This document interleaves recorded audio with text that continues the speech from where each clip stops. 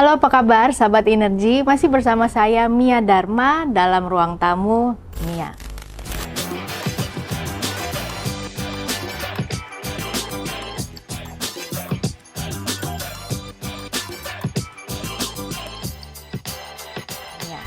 Episode kali ini kita punya episode yang istimewa karena settingannya lebih istimewa dari biasanya. Ya, teman-teman bisa lihat bahwa kali ini saya di tempat yang berbeda. Tapi tetap pembahasan kali ini akan membahas mengenai sebuah servis, yaitu servis zaman now. Dan pastinya saya tidak akan sendiri, tetapi ada tamu istimewa, teman baik saya, sahabat baik saya, yaitu Pak Pantar Purnawan, yang kita akan ngobrol-ngobrol langsung dengan beliau mengenai servis zaman now tuh seperti apa sih seharusnya, gitu ya. Nantikan obrolan saya dengan Pantar Purnawan. Nah, apa kabar nih, Mas Pantar Purnawan? Thank you Mbak Mia sudah mengundang ke episode yang hari ini ya. Iya. Spesial karena saya spesial tempatnya ya. Thank you loh. Saya apresiasi. Tamunya juga spesial ya. Thank Makanya you. matching juga dengan sofanya Oh, hari iya. ini ya. Very Luar good. biasa. So kita tadi mau diskusi tentang apa tadi ya? Servis. Oh, Servis zaman now. servis zaman now. Kan kita tahu nih bahwa tahun-tahun ini, nggak ngomong tahun-tahun ini sih, akhir-akhir ini gitu ya, semuanya serba digital. Ya. Berarti semuanya serba maunya cepet, instan gitu ya. Tetapi mau sebelum masuk lebih detail mengenai digital itu, sebenarnya pengen nanya sih, kalau menurut Mas Pantar, dalam bisnis itu lebih yang diutamakan itu sales atau layanan atau servis? Oh, baik. Terima kasih. Kalau ditanya tentang lebih yang diutamakan, itu kan menjadi dualistik ya. Karena sebenarnya dua-duanya kan menjadi sesuatu yang penting. Tapi kalau pertanyaannya, kalaupun hanya satu pilihannya, duluan mana? Saya akan bilang mendingan duluan servis. Kenapa? Kalau servis, tidak perlu, dalam tanda petik, tidak perlu sales. Tapi ketika kita melakukan sales, udah pasti perlu servis. Sehingga kalau benar. dalam organisasi bisnis, saya sebut kalau sales itu adalah ujung tombaknya, kalau servis itu jiwanya atau soul-nya dari organisasi tersebut. So, pilihannya dimulai dari servis dulu. Oh, ini berarti kayak ayam dulu atau telur dulu gitu ya? Betul. Kayak tebak-tebakan Kayak atau tebak-tebakan. jebak-jebakan gitu ya. Tetapi kalau tadi disampaikan bahwa kalau servis tidak butuh, Tidak perlu sales. tidak perlu sales. Tapi sales pasti udah butuh memerlukan servis. servis. Karena alasan itulah makanya kalau ditanya harus milih gitu ya, Harus ibaratnya ya. milih, ya. Kalau harus milih duluan mana, harusnya servis dulu ya. Tetapi tetap dua-duanya penting. Sama-sama penting. Karena kan kalau pertanyaannya diutamakan mana, dua-duanya utama. Hanya kalau urutannya servis dulu urutannya. Karena ketika kita mulai melakukan sales, ternyata servisnya kurang, kan jadinya salesnya jadi gagal. Kita nggak akan cetak omset tentunya. Iya, betul. Nah, tetapi di era yang serba instan, maunya cepet, terus bahkan perkembangan teknologi semakin canggih, Ya. bahkan banyak perusahaan yang mulai mengurangi tenaga kerja manusia, digantikan dengan teknologi digital, mesin dan lain sebagainya. Menurut Mas Pantar, berarti layanan itu atau servis itu adalah hal yang harus terus mengalami perkembangan atau perubahan gitu. Betul Oh ya? iya, sudah pasti. Karena perubahan-perubahan tersebut, maka dalam hal melayani juga ada perubahan. Cara melayaninya ya, Mbak Mia ya. Tapi kalau secara semangatnya, saya melihat sama semangatnya, yaitu bagaimana helpful sama respect to other, menolong orang lain seperti itu, semangatnya sama. Hanya caranya harus mengalami perkembangan. Perusahaan organisasi harus menemukan cara-cara yang up to date sesuai dengan pada zamannya. Nah, boleh cerita sedikit nggak? Caranya itu harus mengalami perkembangan atau perubahan. Cara yang kayak gimana nih? Yang paling sederhana, kita sebelum masuk ke yang era digital ya. Misalkan dulu kalau kita masuk ke suatu tempat, barangkali kan kita menulis buku tamunya manual. Ini yang paling sederhana saja manual. Betul. Sekarang sudah memakai digital, bahkan sebelum masuk kita sudah bisa ngecek dulu. Itu kan ada sebuah pergeseran, ada sebuah perubahan. Itu yang paling mendasar deh. Belum sampai tahap yang digital ya, tentang pemesanannya sudah nggak perlu datang lagi gitu ya. Jadi pasti ada perubahan-perubahan yang harus diupdate dari cara-cara kita melayani. Kalau dulu kita ada resepsionis yang menyapa barangkali, selamat pagi, apa yang bisa dibantu. Sekarang orang sudah bahkan ada yang meniadakan resepsionis diganti dengan layar komputer barangkali. Untuk melayani lebih cepat, memilih sesuatu lebih cepat. Self service seperti itu. Sehingga setiap organisasi harus menemukan cara yang meskipun alatnya berubah. Tadi Mbak Mia juga bilang beberapa organisasi atau perusahaan sudah mengurangi tenaga kerjanya bahkan gitu kan. Jadi meskipun ada perubahan tapi semangatnya harus sama. Caranya memang beda, semangatnya melayani tadi helpful, memberikan yang terbaik itu harus tetap sama.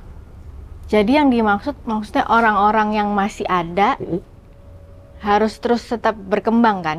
Harus selalu update perkembangannya, selalu diberikan pelatihan-pelatihan, selalu diberikan coaching, baik itu internal maupun mungkin dari eksternal expertise gitu ya, dari luar. Tapi di internal pun selalu itu harus dilakukan. Kegagalannya perusahaan itu, Mbak Mia, adalah seringkali tidak melakukan secara konsisten. Kalaupun ada karyawan baru, oh ini ada perubahan pelayanan zaman now sekarang seperti ini, tapi tidak ada update lagi. Padahal perubahan itu kan jangankan setahun, dalam waktu 6 bulan, maybe dalam 1 bulan itu sudah terjadi perubahan. Betul. Maka harus diupdate terus si SDM-nya tersebut. Iya, benar. Karena nggak bisa dipungkiri kalau saya pribadi sih. Kalau tadi Mas Pantar sampaikan, contoh paling sederhana, misalnya buku tamu gitu ya. Ya. Buku tamu sekarang diganti dengan layar komputer. Tetap ya rasanya kepengennya disapa sama orang ya. Bener kan ya? Betul. Secanggih-canggihnya teknologi yang ada, saya tuh lebih seneng kalau ada manusia gitu. Bener ya? Ya, personal touch-nya masih ada. Nah, ya. itu dia. Kata kuncinya adalah personal touch, sahabat Inarji. Tetapi ada banyak juga atau beberapa perusahaan yang bener nggak nih kalau saya boleh disangkal sih kalau pendapat saya ini keliru ya Mas Pantar. Tapi ada beberapa perusahaan mungkin lebih fokus kepada kembangin produk daripada atau berpikir bahwa oh punya produk kan produk-produk yang baru yang lebih bagus itu lebih penting daripada mengembangkan servis atau layanan. Gimana menurut Mas Pantar? Balik lagi yang di pertanyaan pertama tadi, saya ngajak supaya teman-teman di rumah juga jangan terjebak menjadi dualistik gitu ya. Yang mana? Karena produk maupun servis itu penting. Hanya seringkali mindsetnya berbeda nih, Mbak Mia. Misal, saya mau bikin cafe shop. Kemudian saya kan investasi pasti sudah ngitung alat kopinya, furniture-nya, dan lain-lain itu. Itu udah dihitung itu. Tapi orang nggak menghitung investasi yang berikutnya. Yang servis tadi kan leher ke atas nih saya sebutnya. Investasi leher ke atas kan. SDM-nya tadi nggak well trained.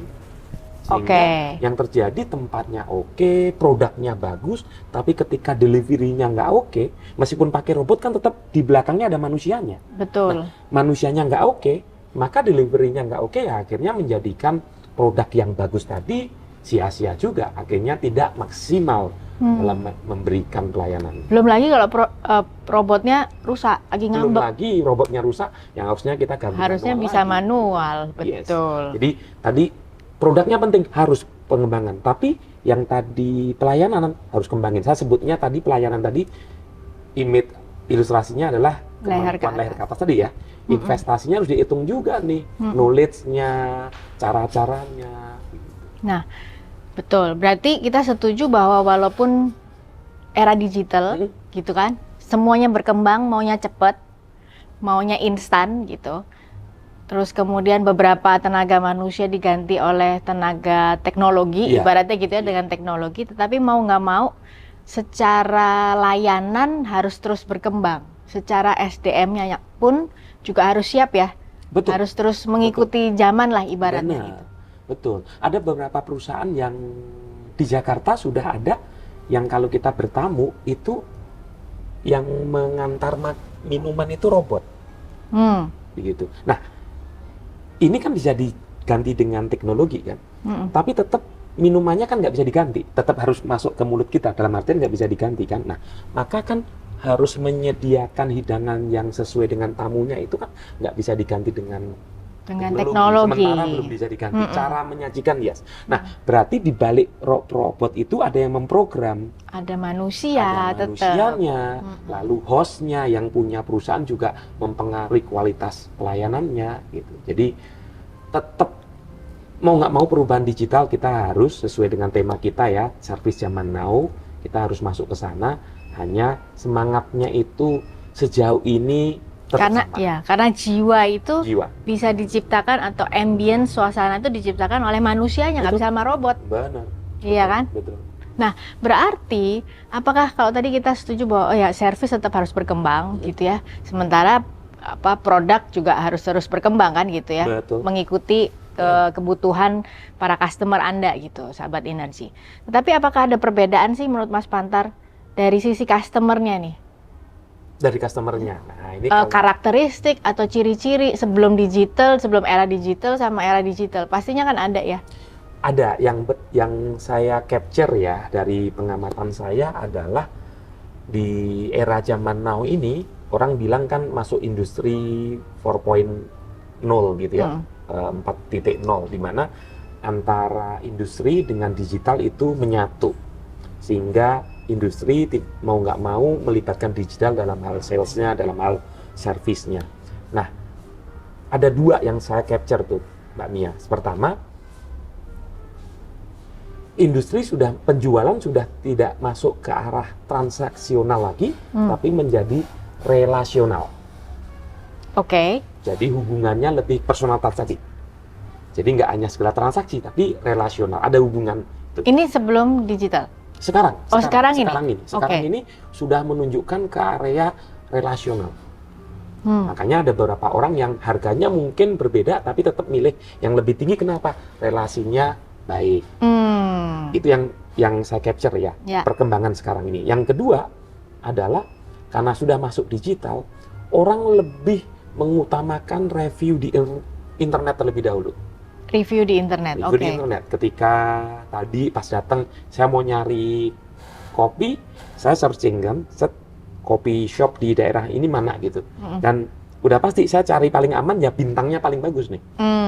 Nah, jadi review di internet itu menjadi rujukan utama. Itu salah satu perbedaan dengan yang dulu. Kalau dulu kan nanya temen ya, gimana nih kopi di sini? Belum pernah gitu kan? Belum pernah. Sekarang kita bisa melihat dan kita bisa membandingkan review-review itu. Itu menjadi hal yang signifikan yang saya lihat. Relasionalnya kuat, jadi cara melayaninya, personal touch-nya meskipun pakai digital tetap ada. Yang kedua, review dari internet itu menjadi yang number one. Gitu. Iya. Tapi menarik sih poin pertama, bahwa malah dengan digital era atau di digital era ini, malah customernya lebih merindukan, kalau saya boleh bilang ya sahabat Energi, hubungan yang relasional, atau ya lebih memilih yang punya personal touch. Betul. Meskipun itu sudah digantikan digital, seperti yang dilakukan beberapa industri finance ya, bank itu kan dalam beberapa kesempatan memberikan ucapan, memberikan hal apa ke email kita. Artinya itu sudah secara by system. Hanya itu kan pendekatan personal yang dulunya mungkin nggak ada. Karena untuk menjalin relasi tadi, selalu ada ingat bahwa aku tahu ulang tahun kamu, gitu. Bahkan platform yang paling besar, ya, yang warna-warni depannya G itu pun benar-benar melakukan pendekatan personal banget. Misalkan saya pergi kemana itu bisa diinformasikan, kamu lagi di sini, ini ada referensi yang tempat kopi yang enak, makan yang enak. Bahkan setiap sebulan sekali saya diberikan laporan, di bulan ini saya jalan kemana-mana. Ini pendekatan relasi itu kuat sekali dibanding dulu kan transaksi ya, mau nggak benefit itu, tapi benar-benar sekarang personal touch-nya itu malah di orang yang melakukan itu akan menjadi pemenang gitu.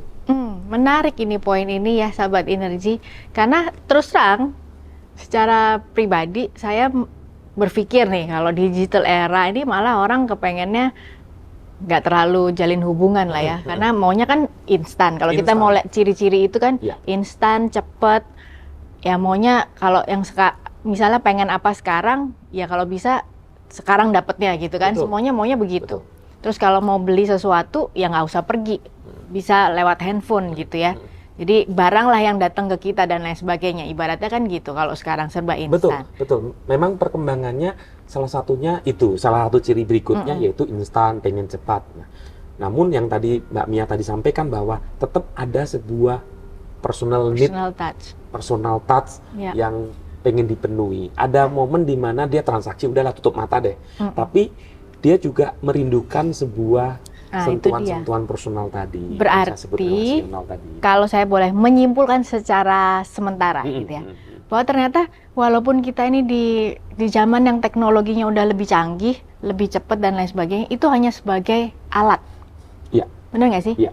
Ya, jadi alat untuk mempercepat aja. Kalau tadi tetap Mas Pantar bilang bahwa customer itu tetap merindukan personal touch, adanya relasi yang lebih dekat dan lain sebagainya. Nah, supaya lebih cepat terhubung, supaya lebih cepat deketnya, nah itu menggunakan teknologi yang lebih canggih. Betul. Betul ya. Jadi mindsetnya nggak diubah bahwa oh karena ada teknologi yang lebih canggih kita nggak perlu terhubung. Nah itu yang keliru kali ya. Iya, iya. Nah, Oke. beberapa digital pernah nggak terima pesan, tapi dituliskannya bukan, kalau dulu sekali itu masih Bapak dan Ibu.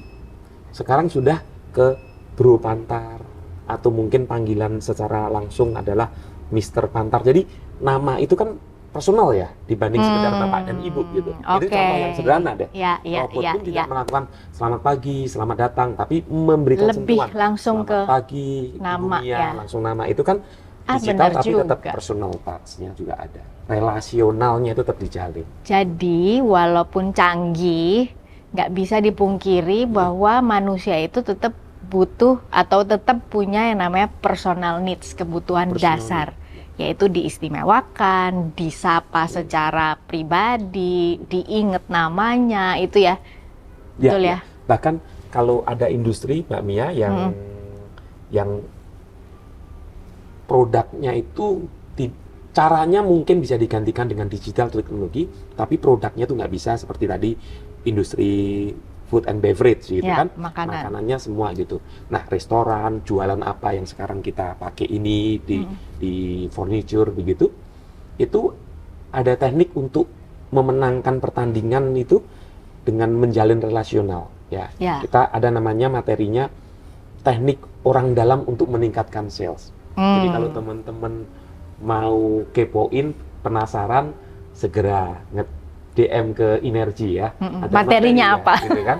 Itu materinya teknik orang dalam untuk meningkatkan sales. Nah, itu pendekatan personal. Personal ya, secara internal sebenarnya. Untuk meningkatkan sales. Gitu. Menarik. Jadi pertanyaan terakhir. Yes. Walaupun masih pengen ngobrol, karena kopinya belum habis ya. Kunci keberhasilan nih Pak Pantar dalam melakukan servis di era zaman now, di era digital. Kunci keberhasilannya apa nih?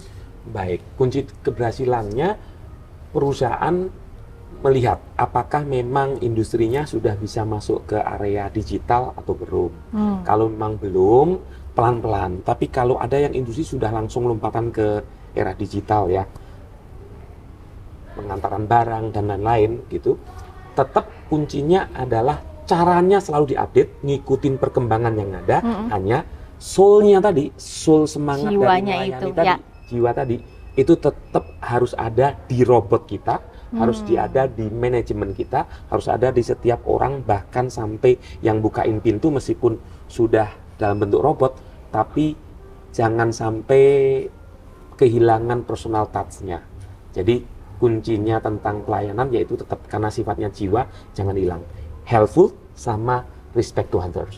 Itu aja sih Mbak. Oke, jadi kunci keberhasilan layanan di era digital harus tetap ada, mempertahankan jiwa itu tadi, walaupun pakai teknologi, jiwanya harus terus ada, harus terus dipertahankan, karena mau nggak mau personal touch itu harus tetap ada gitu ya. Yes. Dan jiwa yang lain adalah tetap harus punya nilai respect to others sama helpful. Nah, selalu itu kunci. Semangat membantu.